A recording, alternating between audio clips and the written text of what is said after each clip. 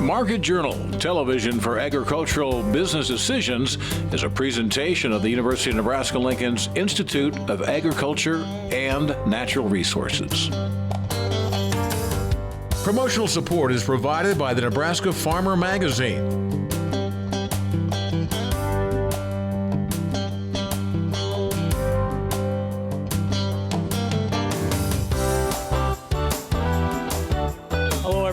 I'm Troy Moling, and thanks for joining us today on Market Journal. Hope everyone's January has been going along nicely. We've got lots to tell you about on this week's show. And let's begin by getting a check on what's making news in the markets. With all the hustle and bustle of the holidays, you may have missed a few things, but the big story continues to be the grain rally. March 2021 corn futures added 23% in value during 2020. The largest annual price gain for a corn futures contract in 10 years. As for soybean futures, they closed out 2020 by rising 37%, the largest annual gain for a soybean futures contract since 2007. Darin Fessler of Lakefront Futures and Options joined me this week to discuss it. The number one question is, where's the markets going? What do we do for old crop at this point? What do we do for new crop?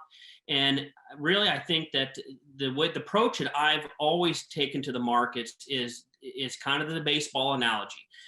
Singles and doubles win a lot of games. They win a lot of championships. And, yes, it's sexy to try to hit the home run and hit the grand slam. And those do make the highlights. There's no question about it. But when you are managing the price risk here, you got to be somewhat realistic of where this market could go. Even though we are bullish, this market could go tremendously higher. But if you scale along the way and hit those doubles along the way and play the average game, you're going to come out ahead here instead of just holding out for the high prices, because nobody knows where the high is. Nobody knows where the low is. So if you're just scaling in here as we go along here, and obviously if you have dry land acres, you obviously want to be probably utilizing some paper more to scale in on some of those sales. But if you have the irrigation, you're feeling comfortable where the crop is, you should be comfortable selling into some cash rallies here. I saw that you tweeted the other day that in markets like this, it's important to keep emotions in check and don't get complacent. Maybe advice that people need to hear these days, huh?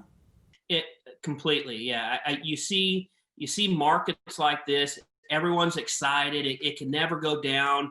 And I'll be the last one to talk down a bullish market. I want higher prices for producers. But as we had seen in, even a short time ago, 2012, 2013, sometimes those higher prices have some other ramifications. You're already starting to see that in the cash rents on some parts of the country. So just keep those emotions in check. If you're doing that and scaling in, you're going to have a very, very good 21. All right, so Darin, I got to ask, do you think rising prices continue into 2021, or are we due for a correction here? What's your best guess? I think, how much we've come here, we're definitely probably overdue for a correction here. You look at where the managed money is, we're long over 300-some thousand contracts on the corn. You're pushing almost 200,000 on the beans. If you extrapolate that out here, we're long 1.6 billion bushels on corn, almost 1 billion bushels on the beans. So to see a little bit of a correction here would not shock me here. We still have a lot of uncertainty in South America. Obviously, the weather here, we don't know what's going to happen this summer. The dryness and the drought maps seem like they continue to move eastward. So there could be a lot of fireworks in this market. But even if you do have a correction in these type of markets, I think they're going to be sharp. I think they're going to be violent. You're like, whoa, what the heck happened to the market one week? But that does not mean that this market is bearish. We could still have a correction in an overall longer-term bullish market. You look at the overall commodity complex, I do think 21 is going to be a year for commodities, but you, as a person who's managing risk and advising clients, you still got to scale in here. And that's what I'm trying to say for 21. Scale in here. Don't try to get emotions in your way of making a bad, poor decision. And a manager of a farm is only as good as their risk management. You can be the best producer out there, but if you can't manage that risk and take advantage of 50, 60 cent moves in corn because you're thinking, oh, it's going to go another dollar higher, then so be it. If it goes another dollar higher, you can scale into more. And it comes back to that averaging the prices out. And I think that's the story of 21. It will be a good year if one's managing risk properly. And we've got a big USDA report coming out on Tuesday. Remind us of the significance of that report and some of the things that you're going to be watching with it. Next Tuesday's report is a massive report. If you look at the way the corn spreads have been reacting here, there's no way, in my estimation, we're trading a 1.7 billion carryout. Probably the same thing can be said for the beans. We're probably more than likely near 100 million, maybe a little bit under 100 million in carryout.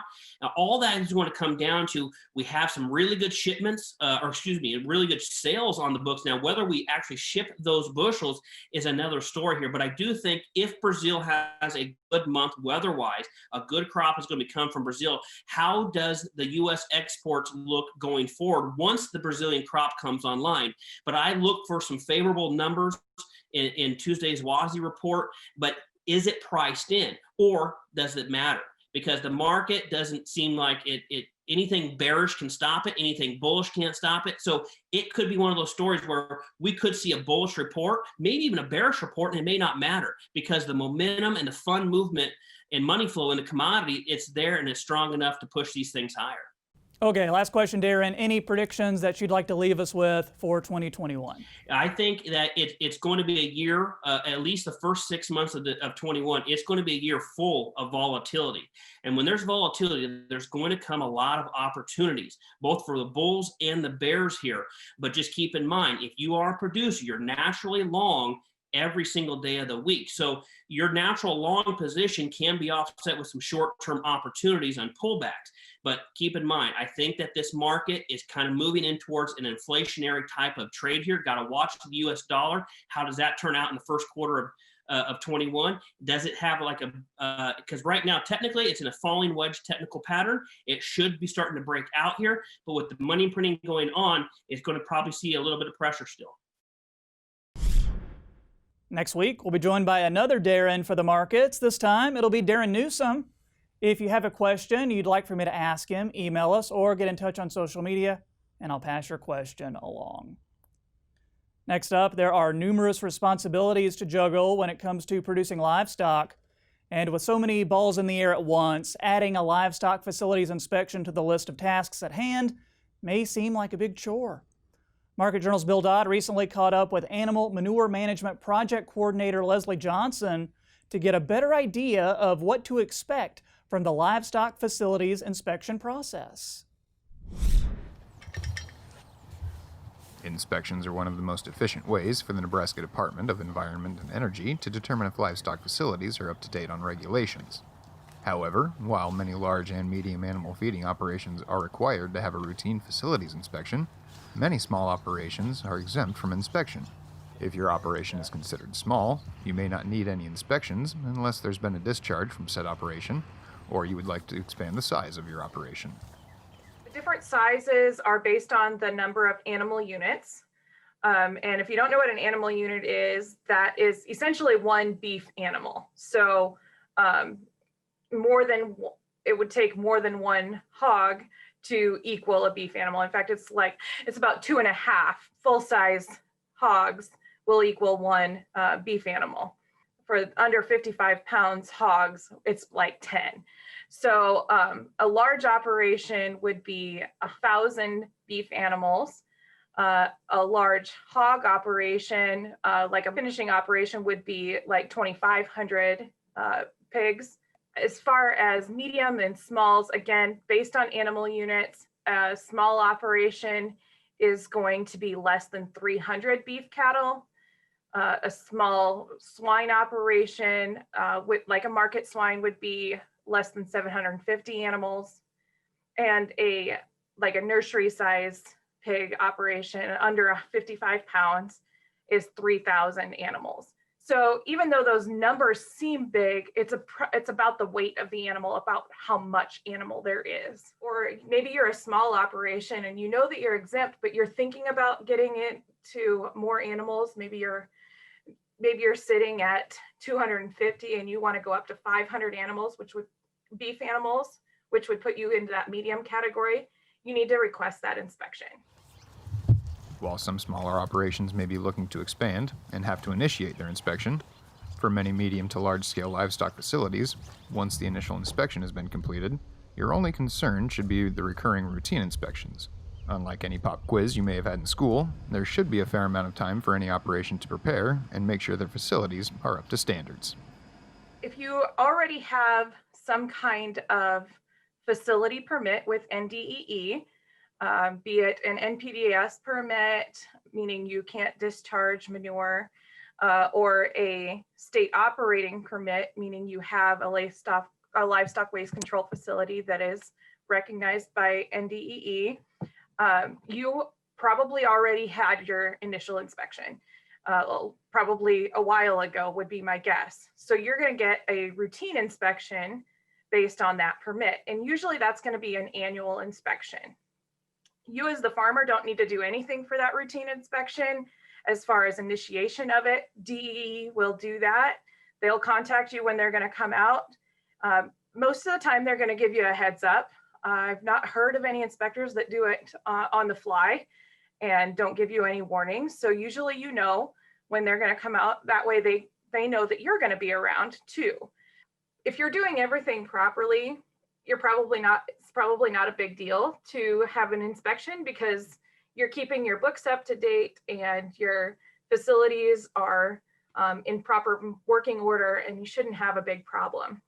That inspector is going to be looking for your records. They're going to take a tour of your facility and look around and make sure that there's not things that are broken that are going to cause problems with the environment. You're not having manure leaking over the top of your manure storage, or you don't have holes where it's leaking out through the side of the manure storage. Maybe it's from critters or whatever, that you're making sure that that maintenance is done.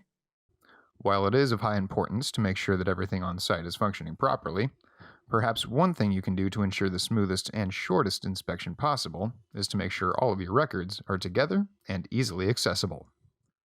One of the big things that I hear about on operations is that records are kind of scattered all over the place. Maybe the water line inspections are in the feed truck because the guy that's doing the feeding is looking at those lines as he's driving through the feedlot, and so they're in the feed truck. And maybe the lagoon inspection's done by somebody different, and so they're in their vehicle. And then some things are in the office. Some things are still on the tractor because you weighed your manure spreader, so you knew how much manure you had on it. And when you did the calibration, all that stuff is still in the tractor. So get those records all together so they're in one place, so the inspector can look at all of those records in one place, rather than having to run all over and try and find all those records at the last second when they are sitting there waiting. If you have that on time, the inspector is going to be a lot happier too. And you don't have to, inspections, they shouldn't necessarily make you nervous, but for some people that's a nerve-wracking thing to have, an inspector, a government official on their property. It's a scary thing, even though I don't find any of the NDEE folks very scary because they are there to teach you. But just the thought of it sometimes scares people. And so if you have everything together, you can get them off of your operation as quickly as possible too. These inspections may seem daunting for some people. However, if you're performing the kind of upkeep that's necessary on a daily basis and you have your records in order, there's no reason this experience should be anything but informative for both you and the inspector.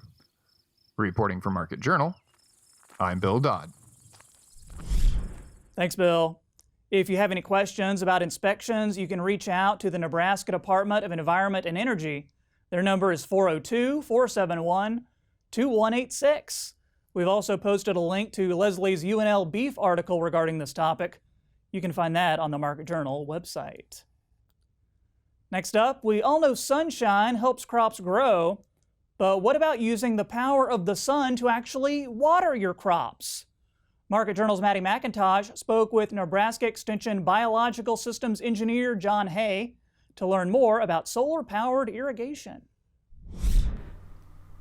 Solar energy may seem like an obvious solution to powering a center pivot.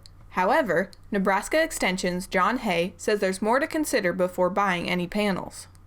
Well, solar in some ways has become more exciting in recent years because of a rapid decline in prices. We're really looking at the price of systems going down, almost 4 times in the last 10 years. So that really has helped the economics of the systems, and that has led to some excitement of people interested in installing it on homes and farms and businesses. Now, I think the idea with center pivots is that, solar and center pivots tend to appear to match well. Solar peak production is in the middle of the summer, July, August, and irrigation peak use is July, August. And with a lot of electric irrigation systems, those two things seem to go together well. And in some ways, that's kind of what I wanted to look at. In addition, John wanted to research which types of center pivots would best benefit from solar power. He considered geography, utilities, system size, as well as load control to find which options were the most practical. We use some metrics for the best, as economic metrics. What was the shortest payback or the highest net present value for the system? And so when we looked across all those different irrigation systems in different locations in Nebraska, we found that systems that were not on load control and that had the ability to use net metering had the shortest paybacks and the highest net present values. That's not to say that load control is a bad thing. It's not. And if an irrigation system can be on load control, that typically can help their economics. But when you have a system that maybe has low capacity well or something like that, load control may not work very well for actually irrigating that field. And so if you're not on load control, you have higher electricity prices, thus what the solar is producing has greater value. So those would be the systems that if you're interested in solar attached to irrigation, you'd want to look at those systems first. Choosing solar power for a farm is not a simple decision. When trying to find the right fit for an operation, it comes down to a case-by-case basis and an economic analysis.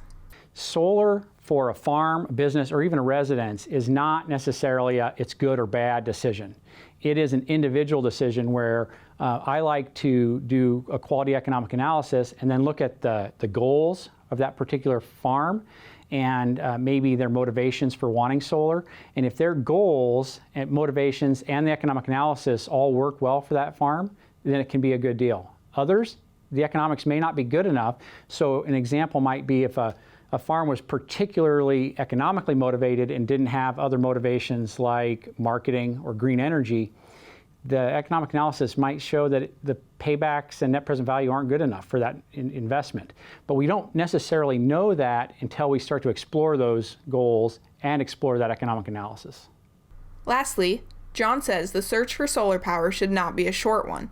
You should explore all options and refer to your economic analysis before making the final decision. I really just think that you don't want to go in just like any large purchase. This is a large investment, and you don't want to go in and jump on that first quote. You want to get multiple quotes. Questioning, be very skeptical about the numbers, because sometimes they're trying to convince you to purchase a system, and they're not as the economics aren't as good as they say they are. So. The payback is a good number, net present value is a much better number, but it's harder to calculate. So I'm really trying to work hard to do a good economic analysis and understand the system before you buy it. Reporting for Market Journal, I'm Maddie McIntosh. Thanks, Maddie. For more information on solar power and renewable energy, visit bioenergy.unl.edu. Next up, break the 100 bushel yield mark for soybeans one year, and it's an accomplishment. But do it consistently for several years, and other growers will start paying attention. In 2020, Jimmy Frederick of Rulo harvested 148.8 bushels per acre rain-fed soybeans. That's after raising 100-plus bushel rain-fed soybeans over the past several seasons, and a whopping 163 bushels per acre under irrigation in 2017. Jimmy offers some of his insights into high-yield soybeans in the January Nebraska Farmer. Time now for weather with Nebraska Extension Ag Climatologist and Market Journal Chief Meteorologist Al Dutcher. Great to see you, Al. Here we are a little over a week into the new year. What can we expect with the forecast in the coming days. Well, Troy, I hope you, all the Market Journal crew, and our viewers out there had a very relaxing holiday season, given with the conditions that are currently going on across the country. We're now back for the first official forecast of the year, and we kind of ended the year on a wintry note with that major system coming in post-Christmas period. Dropped anywhere from 3 to 8 inches across the state, basically from central to eastern Nebraska, much lesser totals across western Nebraska, unfortunately. And we've seen a very slow melt of this snowpack, so it's been basically hanging around for the last 7 to 8 days, and as it slowly gets its way melted off, we're getting that infiltration into the profile. So there has been some benefit from this moisture, been very little runoff. Conversely, we don't really see any major significant systems moving through the region now for the next couple of weeks, but there are increasing signs as we get past the mid-month period that we're most likely going to be dealing with some rather significant cold air penetration into North America. And that opens up the opportunity that maybe we'll see one of these cold air surges coming southward that will push up against the mountains and give us the type of precipitation patterns that we've seen with the September and with the October snow events across the Panhandle. Those are the type of events we're going to need to see across the West for us to get any semblance of catching up in regards to the precipitation deficits we've occurred so far this fall, and not including what we occurred during the summer. So let's take a look at the upper air models and see what we have in store for active weather going forward.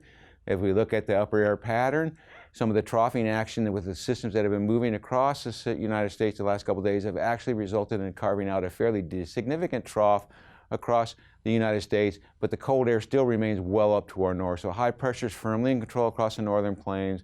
We do see the scattering of snow, but they are basically with energy moving through each of the jet cores, and there's just no consolidated big storm system. This low pressure starts to move eastward as we go into tomorrow. High pressure is firmly in control across the central plains, so most of the moisture with this system will stay to our south. We'll still remain in the cooler air to the north of this system, but overall we're basically right around where we should be in the 30s for highs. By Monday, the system starts to progress toward the east. We start to see that ridge building in, so we'll start to see a better warm-up across western Nebraska. Eastern Nebraska may be stuck a little bit more in the clouds, so we'll be basically looking for the upper 30s to about the mid-40s to the west. Precipitation once again slides down toward the east of us. Then as we get into Tuesday, a system over top of the ridge brings a slight shot of cool air to the northern plains, most likely going to impact northeast and east central Nebraska to the greatest degree with about a 3 to 5 degree temperature drop, but overall precipitation does not look to be in store. Then as we get into the midweek period, this high pressure tries to build into our region. It looks to be the best day of the week, with highs basically in the upper 40s to the lower 50s statewide, before that cold air starts to come in later in the day associated with the trough of energy trying to develop across the eastern United States. And by the time we get into Friday, we start to release that cold air into the eastern half of the state and points off into the central and eastern Corn Belt. High pressure starts to build behind us, so we're going to have a quick shot of cool air as most of the precipitation stays to our north. And then there are increasing signs that we'll get some secondary waves of cold air as we get into the weekend, as most of this energy shifts off toward our east. Again, high pressure builds in, not in the way it's really of any precipitation. As we go even farther out into the future, 8 to 14 day forecast from next Tuesday to the following Thursday says above normal temperatures. I think this is way off, below normals in store. And in terms of precipitation, with those cold air events coming in, we actually may see a little bit in the way of snowfall. So Troy, overall, it looks like just a fairly typical winter pattern with maybe a chance for some snowfall and cold air late next week. Thanks, Al. Finally today, last month, the Nebraska Corn Board announced 3 of its members' time with the organization will expire on June 30th of this year. The board is currently seeking candidates to serve for Nebraska District 6, 7, and 8. District 6 covers southwestern counties, including Kearney, Hitchcock, and Red Willow. District 7 covers counties including, but not limited to, Platte, Valley, Greeley, and Wheeler. And District 8 covers most of western Nebraska. These appointments will be made by Governor Pete Ricketts, and this position would offer some unique opportunities for the right candidate.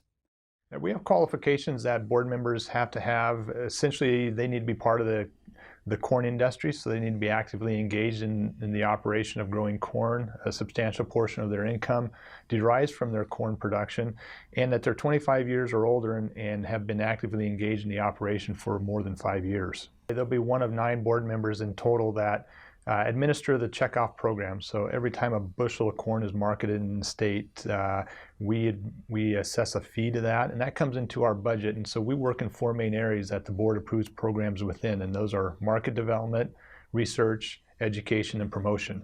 But beyond that, it's their opportunity to also bring their passions of what type of programs, what type of opportunities they see of value to the Nebraska's corn industry. And they can also take those passions into the national and international level. We have a number of cooperators that we work with, both at the state, local, national, and international level, that they can become active in. And again, it's their opportunity and make the service what they want it to be in regards to serving back to their constituents, which is their farmers in their district, but also all the 22,000 plus corn farmers across the state. If you'd like to be considered as a potential board member, there's a petition process you need to complete. And part of that process is intended to get potential board members engaged with the growers in their district. We have a petition process that we ask that they go through, and they can request those petitions from the Nebraska Corn Board. They can contact our office by doing such.